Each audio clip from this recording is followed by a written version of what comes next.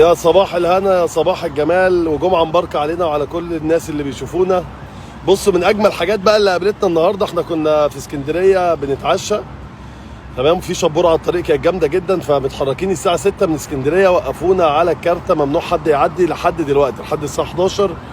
فعدينا الطريق، فلقينا ان احنا افتكرنا بقى ان احنا هنمشي طول الطريق 4 عربيات مرور زي ما انتم شايفين كده، واخدين الطريق كله وراهم على سرعة 40.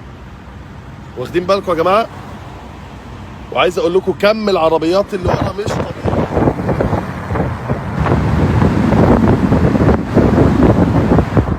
يعني دي من الحاجات الحلوه جدا والله اللي شفناها، صح يا كيمو ولا ايه؟